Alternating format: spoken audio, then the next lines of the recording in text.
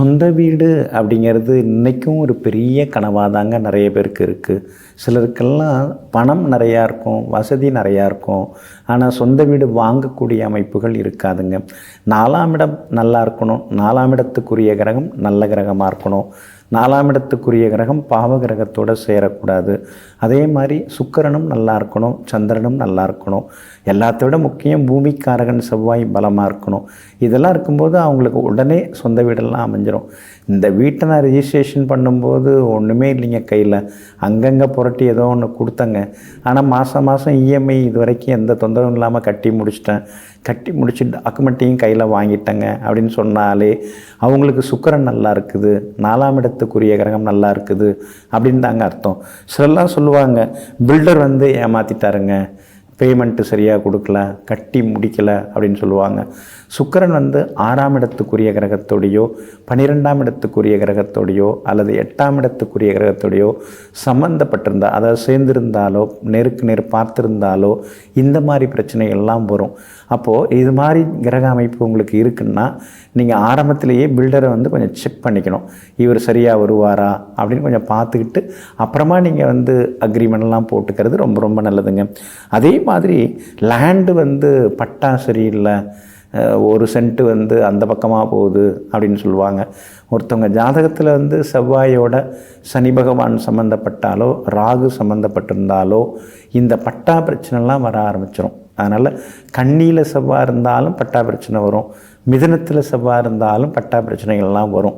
அதனால் ஒரு இடத்த வாங்குகிறோம் அப்படின்னு சொன்னால் கிளியரன்ஸ்லாம் கரெக்டாக இருக்குதா, என்ஓசி கரெக்டாக இருக்குதா, அதை நீங்கள் பார்த்துக்கணும். ஏன்னா செவ்வாயோட சனி பகவானோ அல்லது ராகுவோ சம்மந்தப்பட்டாலோ பார்த்தாலோ பட்டா பிரச்சனைகள் எல்லாமே வர ஆரம்பிக்குங்க. அதே மாதிரி அக்ரிமெண்ட் வந்து கையெழுத்து போடாமல் விட்டார், பாதிக்கு தான் ஒத்துட்டார் அப்புறமா ஒத்துக்கல அப்படிம்பாங்க இல்லைங்களா.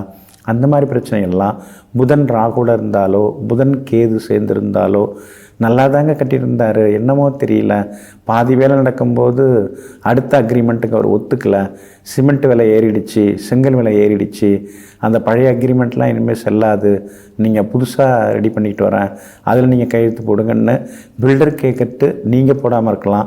அல்லது நீங்கள் வந்து இல்லை அன்னைக்கு போட்ட டேட்டில் என்ன விலை இருந்ததோ அதுக்கு தான் நாங்கள் ஒத்துப்போம், அதனால் நீங்கள் கொண்டு வர அக்ரிமெண்ட்டில் கையெழுத்து போட முடியாது. இந்த பிரச்சனைகள்லாம் ஒருத்தவங்களுக்கு புதன் ராகு புதன் கேது 4ஆம் இடத்துல சம்மந்தப்பட்டிருந்தால் இந்த மாதிரி தொந்தரவுகள் எல்லாமே வருங்க. அதே மாதிரி கடைசி வேலையை இழுத்துக்கிட்டே போகிறாரு, இன்னும் கொஞ்சம் தாங்க வேலை இருக்குது, ஆனால் பில்டர் வந்து அப்படியே இழுத்துக்கிட்டே போகிறாரு, சாவி தர மாட்டேங்கிறாரு, அந்த ரெஸ்ட் ரூம் வேலையெல்லாம் இன்னும் கொஞ்சம் இருக்குது, என்னன்னு தெரியலிங்க, இந்த மாதிரி ரொம்ப அலகழிக்கிறாரு அப்படின்னு சொல்லுவாங்க இல்லைங்களா. அதுக்கெல்லாம் வந்து குரு ராகு குரு கேது புதன் குரு ராகு இந்த காம்பினேஷன் உள்ளவங்களுக்கு இந்த மாதிரி தொந்தரவுகள் எல்லாமே வர ஆரம்பிக்கும். அப்போ இது மாதிரி காம்பினேஷன் உங்கள் ஜாதகத்தில் இருந்ததுன்னா கடைசி அக்ரிமெண்ட்டு கரெக்டாக இருக்குமா, இல்லை கடைசி வேலையை ஒழுங்காக பண்ணி தருவாரா அப்படின்னு யோசிச்சுக்கிறது ரொம்ப ரொம்ப நல்லதுங்க. இதெல்லாம் வந்து நம்முடைய ஜாதகத்தில் என்ன எழுதப்பட்டிருக்கோ அது பிரகாரம் தாங்க நடக்குது. நல்லவங்களாக இருப்பாங்க, ஆனால் திடீர்னு வந்து நம்மக்கிட்ட வரும்போது கெட்டவங்களாக மாறிடுவாங்க. நாமே 2 பேருக்கு ரெக்கமெண்ட் பண்ணியிருப்போம், ஆனால் நம்மக்கிட்ட வரும்போது தொந்தரவு பண்ணுவாங்க. அதுக்கெல்லாம் காரணம் வந்து கிரகங்கள் தாங்க.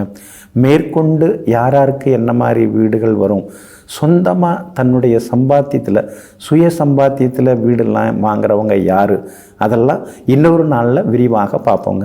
நெஞ்சிற்கினியவர்களே, சுக்கிர வாரமாகிய இன்றைய நாள் உங்களுக்கு அனைத்து சௌபாக்கியங்களையும் அள்ளித்தரும் அஷ்டலட்சுமி யோக நன்னாளாக அமையட்டும்.